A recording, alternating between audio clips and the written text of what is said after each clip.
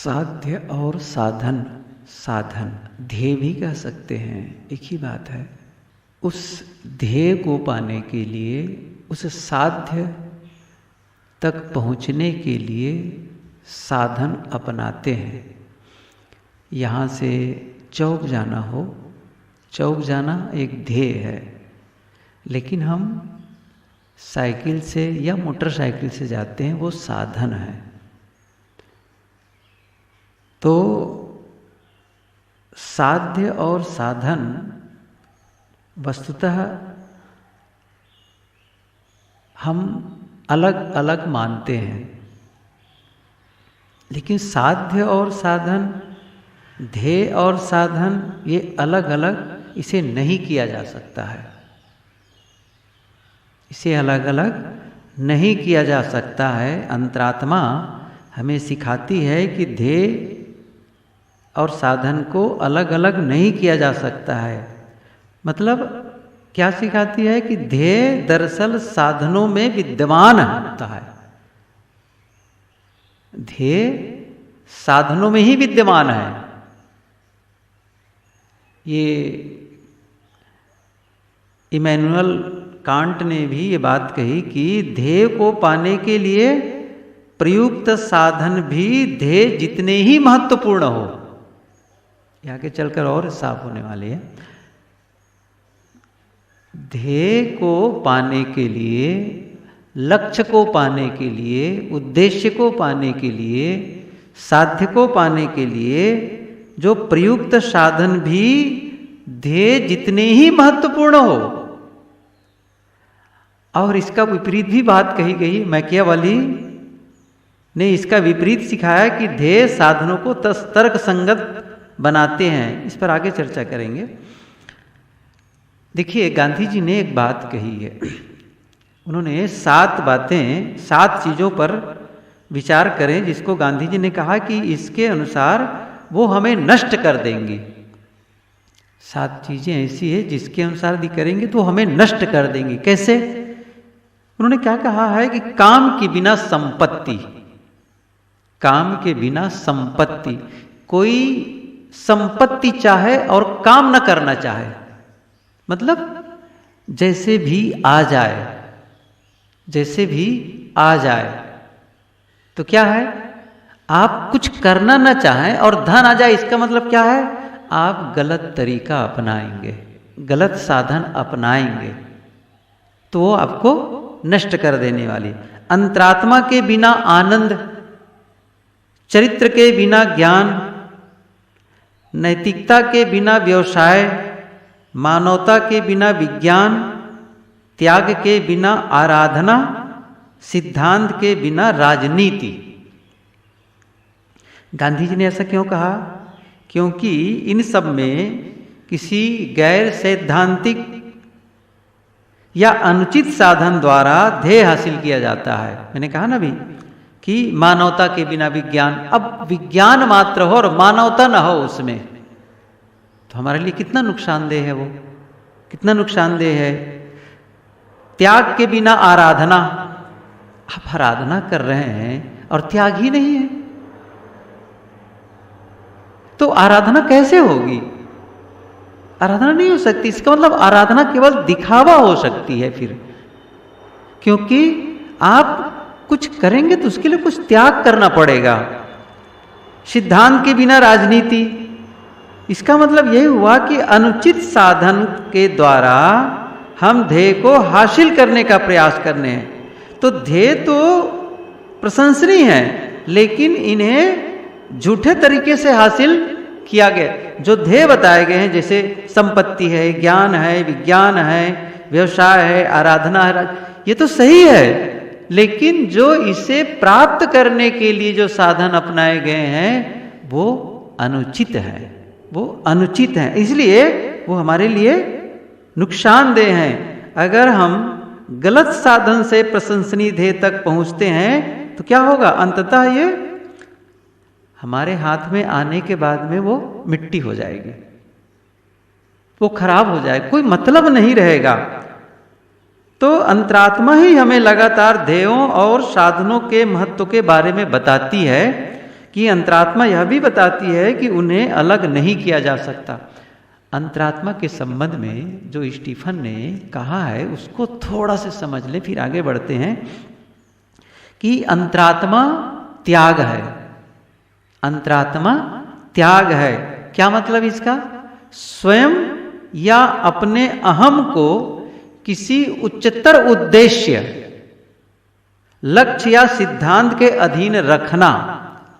जो हमारा अहम है या हम स्वयं हैं, इसे क्या करना है? किसी उच्चतर उद्देश्य के, उसको अधीन रखना, उसके अधीन ही रखना। ऐसा ना हो कि हम ज्यादा बोलने लगे और आपका उद्देश्य नीचे रह जाए। एक बार इसको थोड़ा और स्पष्ट कर लेते हैं। त्याग का वास्तविक अर्थ क्या है? किसी अच्छी चीज को उससे बेहतर चीज के लिए छोड़ देना। किसी अच्छी चीज को उससे बेहतर चीज के लिए छोड़ देना, मतलब जो महत्वपूर्ण है, लेकिन जो बहुत महत्वपूर्ण है, अति महत्वपूर्ण है, उसके लिए उस महत्वपूर्ण को छोड़ दिया गया। ये सारे त्याग क्यों हो रहे हैं? आखिर में जिसे महत्वपूर्ण माना गया संसार में, उसको छोड़ दिया गया, और उससे ज्यादा महत्वपूर्ण है उसके लिए उसको छोड़ा गया। ये उदाहरण गुरुदेव जी भी कहा करते थे कि एक राजा ने एक संत से कहा, आप महात्यागी हैं। संत ने कहा, मैं नहीं, महात्यागी आप हैं। आप कैसी बात कह रहे हैं? आप तो, मैं तो गृहस्थ हूं, आप कह रहे हैं कि त्यागी हैं, तो स्पष्ट करिए आप जो कह रहे हैं। उन्होंने कहा, सांसारिक सुख क्या है? वो क्षणिक है, और जो आत्मजनित सुख है, मोक्ष का सुख है, जीवन मुक्ति सुख है, विदेह मुक्ति सुख है, वो शाश्वत है। तो शाश्वत सुख को छोड़ करके, मतलब बड़े को छोड़ करके आप क्षणिक सुख के लिए प्रयास कर रहे हैं, क्षणिक सुख को पाना चाहते हैं, तो बड़े का त्याग कर दिया आप, इसलिए बड़े त्यागी हो गए, महात्यागी हो गए। मैंने तो क्षणिक सुख को ही त्यागा है,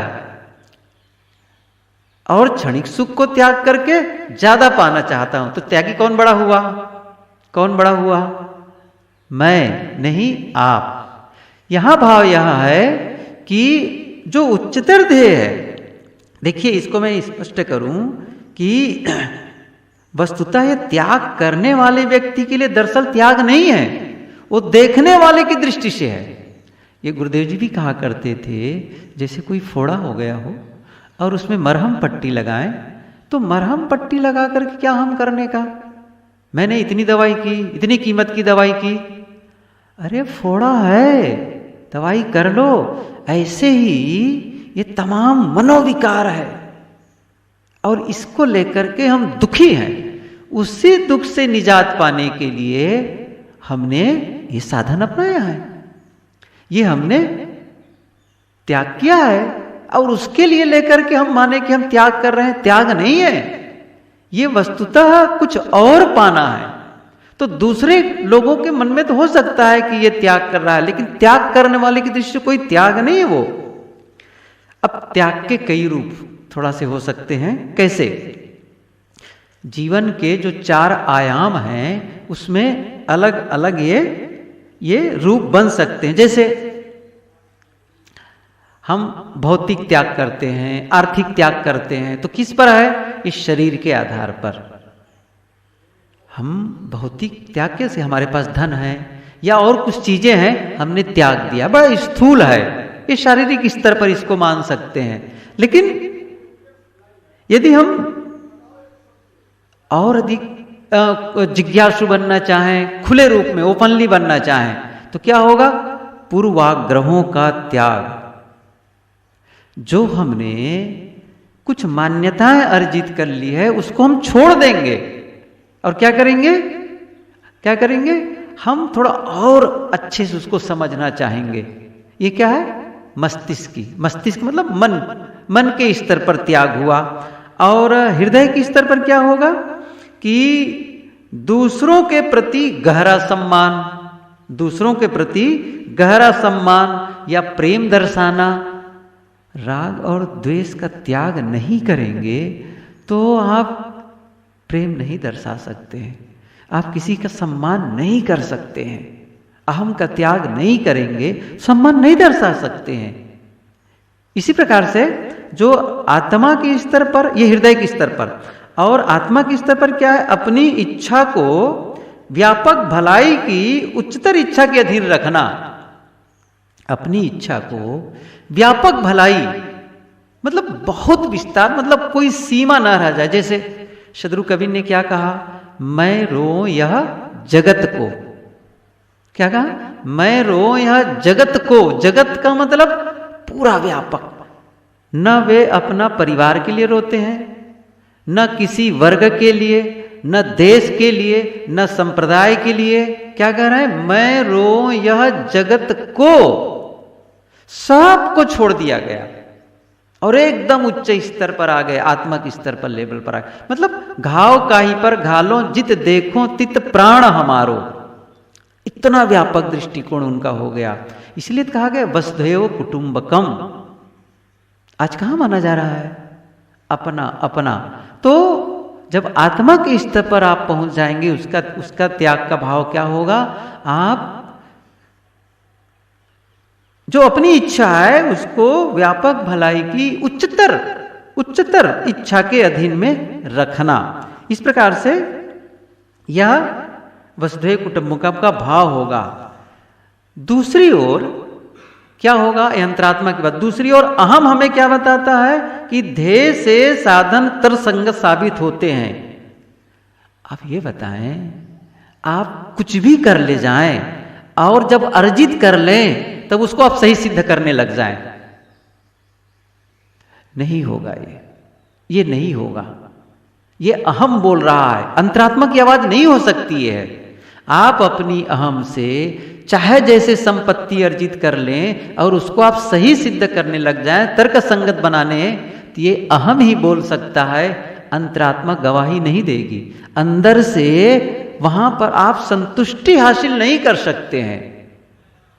मतलब यह लग सकता है कि ऐसा आप कर सकते हैं, मतलब क्या, उचित ध्येय कभी अनुचित साधन से हम हासिल नहीं कर सकते। ऐसा कोई कर भी सकता है, अनुचित ध्येय अनुचित साधन अपना ले और उस ध्येय को हासिल भी कर ले, ऐसा हो सकता है। लेकिन यदि हम ऐसे गैर इरादतन परिणाम, जब हमारे सामने जब परिणाम आएंगे ना, वो परिणाम फिर जिन्हें हम पहले से नहीं समझ पाएंगे, क्योंकि जब उसको हम पाने के लिए प्रयास करते रहेंगे तो अंदाज तो नहीं लगाएगा क्या परिणाम आएगा कह करके, लेकिन अंततः वो जो ध्येय होगा ना, हमें नष्ट कर देंगे, बर्बाद कर देंगे। इसको इस ढंग से थोड़ा सा समझ लें। जैसे कोई बच्चा हो या अपने साथी हो, बच्चे को ही कहा जा रहा है कि और चिल्ला के जोर से डांट करके कहा रहा है कमरा साफ करो, चिल्लाया गया, अपने ही साथी को चिल्ला करके किसी काम को उसको करने के लिए विवश किया गया। कमरा साफ तो हो जाएगा, काम तो हो जाएगा, लेकिन होगा क्या इससे, उससे जो उसके जो संबंध होंगे ना, उस संबंध की क्या स्थिति होगी, उसकी स्थिति क्या होगी, आप समझ रहे हैं। इससे जो संबंध में जो दरार पड़ेगी, जो आप भय के द्वारा किसी को काम करवाते हैं और ये समझे कि काम हो गया। एक बात बताऊं मैं, भय जहां होगा ना वहां प्रेम नहीं होगा। गोस्वामी जी ने कहा है भय बिना प्रीत न होए, ये गलत है। भय के बिना प्रीत नहीं, भय से प्रीत नहीं होती है, भय से घृणा होती है। ये ध्यान दो, जिसने हमको भय दिया है क्या उनके प्रति प्रेम हो सकता है? नहीं हो सकता है। निर्भयता, मैंने एक दिन कहा था ना, जहां जो आदमी हमें अच्छा महसूस कराता है वे हमें पसंद आते हैं, उनके साथ हम रहना चाहते हैं। और जो हमें बुरा महसूस कराए, जो हमें गलत ढंग से हमारी आलोचना करे, उसको हम पसंद नहीं करते हैं। मतलब बात यह है, देखिए आपके रहते तब तो ठीक है, कमरा साफ भी हो जाएगा, लेकिन जब आप चले जाएंगे तो कमरा साफ नहीं होगा। मतलब आप यदि किसी को किसी काम को जोर जबरदस्ती से करते हैं, अधिकार का प्रयोग करके करते हैं, तो आपकी उपस्थिति में तो वह काम होता रहेगा, लेकिन अनुपस्थिति में वो नहीं होगा। और संबंध जनित जो विकार आएंगे वो अलग ही है, वो नुकसान पहुंचाने वाले। तो गलत साधन से आप किसी ध्येय तक भी पहुंच जाएंगे तो वो हमें नुकसान कराने वाले। असल में साधन ही विकसित होकर के साध्य बन जाता है। इसको इस ढंग से, साधन ही विकसित होकर के साध्य बन जाते हैं। ये दो चीजें नहीं है, बीज और वृक्ष। आप समझिए, बीज और वृक्ष ये दो नहीं है। जन्म और मृत्यु ये दो नहीं है। ये बीज ही एक चीज विकसित होकर के दूसरी हो गई। आप बताएं, बीज ही विकसित होकर क्या हो गया? बीज ही विकसित करके वृक्ष बन गया। अब क्यों ऐसा लगता है कि अलग अलग हैं? इसलिए लगता है कि समय लगता है। इसको हम कहते हैं टाइम गैप कहते हैं। ये थोड़ा सा फासला है, इसलिए भ्रांति होती है, भ्रम होता है कि गलत साधनों से ठीक साध्य तक पहुंच सकते हैं। और भ्रम इसलिए होता है कि हम दोनों को अलग अलग स्वीकार लेते हैं और समय का भी अंतर होता है, इसलिए ऐसा होता है। अब सोचें जरा से, क्या हम कड़वे बीज से हम मीठे फल पा सकते हैं? हम कड़वा बीज बो दें और मीठा फल पाएंगे? नहीं पा सकते। क्या मुर्गी के अंडा से हम आदमी तक पहुंच सकते हैं? मुर्गी के अंडा से हम आदमी तक पहुंच सकते हैं? नहीं पहुंच सकते। मुर्गी के अंडा से हम मुर्गी तक ही पहुंच सकते हैं, है ना? मतलब अंडे में जो छिपा है मुर्गी में प्रकट हो गया। सीधी सी बात है, अंडे में जो छिपा है वो मुर्गी में प्रकट हो गया। अंडे और मुर्गी में जो फर्क क्या है? वो दो चीजों का नहीं है, छिपा है। अंडे में छिपा है, वो मुर्गी में प्रकट हो गया। बीज और वृक्ष में भी वही फर्क है, बस वही फर्क है। बीज में जो छिपा है वो वृक्ष में प्रकट हो गया। मतलब साधन और ध्येय में उतना ही फर्क है। इसलिए गलत साधन कभी ठीक साध्य तक ले जाने वाले नहीं हो सकते हैं। गलत साधन कभी भी ठीक साध्य तक ले जाने वाले नहीं हो सकते हैं। ये सारे विवरण मैं क्यों दे रहा हूं? ये सारे विस्तार में क्यों दे रहा हूं? मतलब यह हुआ, अभी हम और आप जो कुछ भी कर रहे हैं, ये क्या है? ये साधन है। ये साधन है और ये इसकी प्राप्ति होगी आगे चल करके। ये प्राप्ति होगी। देखिए, आज के गर्भाशय से कल का जन्म होता है। जो कल आएगा ना, वो कोई अलग नहीं होगा, वो आज से ही निकलेगा। आज क्या कर रहे हैं वो कल प्रकट हो जाएगा। मतलब यह हुआ कि यदि हम घृणा का उपयोग करते हैं, यदि हम घृणा के साधन का उपयोग करके प्रेम तक पहुंचना चाहें, नहीं हो सकता है। घृणा के साधन का उपयोग करके हम प्रेम तक पहुंचना चाहें तो नहीं हो सकता। ये गलत है। घृणा के साधन से चल करके अंततः हम बड़ी घृणा में पहुंचेंगे। समझ रहे हैं ना? घृणा का हम अभी, यदि हमारे, इसको मैं और स्पष्ट करूं, यदि अभी मन में घृणा है तो क्या कल प्रेम आ जाएगा? और घृणा बढ़ती चली जाएगी। यदि मुझे सचमुच प्रेम को पाना है तो मुझे प्रेम से ही शुरुआत करनी पड़ेगी। जैसे मैंने कहा ना, कड़वा बीज बो करके आप और हम मीठा फल नहीं पा सकते हैं। शुरुआत ही गलत है। इसलिए यदि मैं सोचूं कि हिंसा का साधन लेकर के मैं अहिंसा तक पहुंच जाऊं, क्या संभव है? हिंसा का साधन लेकर के, या आप कहें क्या होता है, आज मैं ये कर लेता हूं, कल से फिर वैसा कर लूंगा, ये महाभ्रम है। महाभ्रम है। वो कभी आएगा नहीं, क्योंकि रोज भी वही रोज आज ही होने वाला है वो। इसलिए आज यदि नहीं बदले, देखिए, परिवर्तन केवल वर्तमान में होगा। परिवर्तन ना अतीत में होगा, ना उसका भविष्य में होगा। परिवर्तन अभी होगा। यदि अभी मन में घृणा है तो उसके परिणाम में उसके वो प्रेम नहीं आ सकते। तो साधन और साध्य में फासला है, इसलिए भ्रांति हो रही है। क्या अनुचित साधन से उचित साध्य तक हम पहुंच सकते हैं, ये हम भ्रांति इसलिए कर रहे हैं। यह बिल्कुल यह संभव है, एक विशिष्ट साधन से ही एक विशिष्ट साध्य तक पहुंच सकते हैं। कोई सिस्टम होगा, जितना साधन, अब देखिए इस चीज को बताऊं, जितना आप साधन विचारणी है अब उतना साध्य विचारणी नहीं है। जितना साधन विचारणी है, क्यों? क्योंकि साध्य तो कल होगा, साध्य तो कल मिलेगा।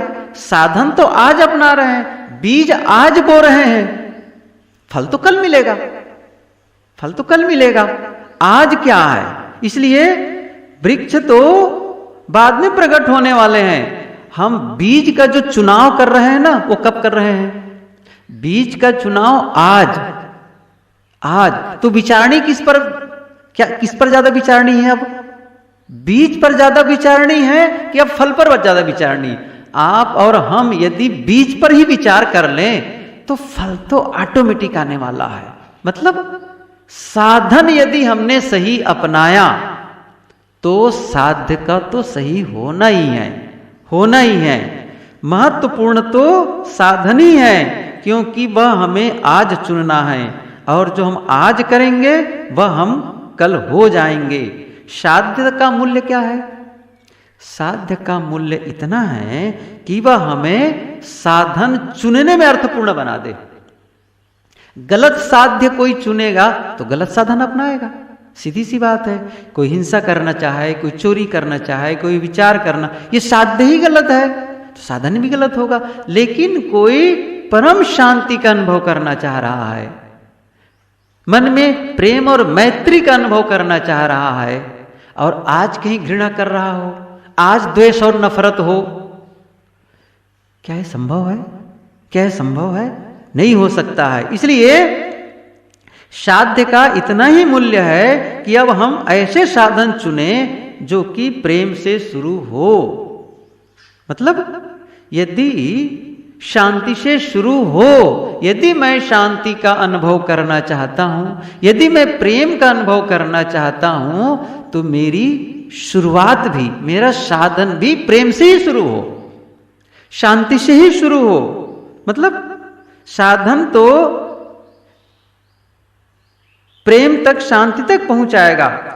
यदि नहीं होगा ना तो नहीं पहुंचाएगा। फिर यदि प्रेम का आधार नहीं लेंगे, शांति का आधार नहीं लेंगे, तो हमें वो शांति तक नहीं पहुंचाने वाले। मतलब यह है कि आप भविष्य, मैंने कल कहा था कि यदि नित्य रहना चाहते हो स्वयं अकेले आप ही, तो आज से ही हो अकेले, सब मिटाए प्रतापी। गुरुदेव जी की एक पंक्ति, क्या आज अकेलेपन का अनुभव होता है? क्या मन में ऐसा अकेले बैठने पर भी होता है? कितने कबाड़ आते हैं। देखिए, लोगों की भीड़ से तो हम पिंड छुड़ा सकते हैं, लेकिन जो विचारों की भीड़ है ना, वो हम खाली नहीं कर पा रहे हैं। आज नहीं करेंगे वह अनुभव तो कल कहां से हो जाएगा? इसलिए पहला कदम ही अंतिम कदम है, क्योंकि पहला कदम से ही दूसरा कदम, और दूसरे कदम से ही तीसरा कदम। कहने का मतलब जो अंतिम कदम क्या है, वो पहले कदम की ही श्रृंखला है, क्रम है, स्टेप बाय स्टेप। इसलिए यदि हम अब देखना क्या है, वर्तमान को देख लें। मेरे मन में घृणा है, मेरे मन में द्वेष है, मेरे मन में नफरत है, मेरे मन में विकार है, शिकायत है। इस साधन को लेकर के जो हम चल रहे हैं, क्या उस साध्य तक पहुंच सकते हैं जिस साध्य तक हम पहुंचने के लिए संकल्प लिए हैं? नहीं पहुंच सकते हैं। इसलिए साध्य और साधन जो हमने अलग अलग माना, नहीं। गुरुदेव जी भी कहा करते थे, जिस किसान को खेती करने में आनंद नहीं आता है, केवल उनको फसल में आनंद आता है, ठीक नहीं है, वो नहीं पा सकता है। इसी प्रकार से जिस साधक को साधना करने में आनंद नहीं आ रहा है, आज आनंद का अनुभव नहीं कर रहा है, तो परिणाम में कहां से आनंद का अनुभव करेगा? उसको तकलीफ हो रही है, हमें परेशान हो रहे हैं इसको लेकर के। नहीं, किसी भी काम को करने से हमको लग रहा है कि मुझे दबाव में हूं, इसमें हूं, ये हूं, कुछ भी, चाहे आप व्यवस्था देख रहे हो, कोई भी काम कर रहे हो और हम सबको लगता हो कि मैं बहुत इरिटेट हूं, क्या हासिल कर रहे हैं हम लोग? पहले खुश हो, पहले प्रसन्न हो, फिर काम करें। परिणाम क्या होगा? परिणाम में भी खुशियां मिलेगी, परिणाम में भी प्रेम मिलेगा, शांति मिलेगी। इसलिए साधन भी सही हो, और साधन और फासला नहीं है, बस वही विकसित होकर के जाना है। तो आज हमें प्रेम और मैत्री को अपनाना है, आज शांति का साधन अपनाना है, आज अच्छे को अपनाना है, ताकि इसके परिणाम में भी अच्छा हम हासिल कर पाएं।